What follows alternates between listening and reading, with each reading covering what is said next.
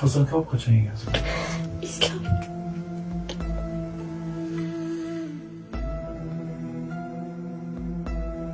Mısır geçtiydi. Ani shundan nasiblanaman. Keyin mana dab-daba to'y qilganda, qo'shnilarimiz to'y qilganda chaqirmay o'tib ketishadi. O'sha narsa alam qiladi. Bolalarimga aytar ekan, hammomlaring yo'q. Sizlar nima qilaylik aka?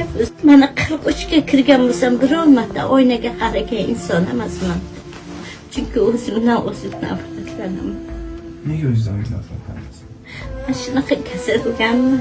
Qo'shnilardan bitta narsa so'rasak, piyolaga bir tuzimiz bo'lmay qolgan kunimiz ham biz olgan piyolasini ko'zimizcha chiqarib sindirib tashlaydi. Bir hafta qiynalyapmiz. Nima yeysiz? Go'sht qachon sotiladi? Ishlaymiz aka. Ko'rgan bo'lsangiz, kartoshkamiz, piyozimiz ham yo'q aka. Tashkil yeganiga qancha bo'ldi?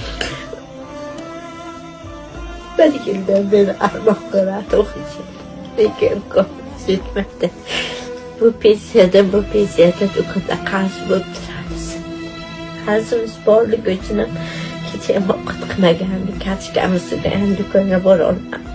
Bolalaringiz qaysi savolimizdan beramiz?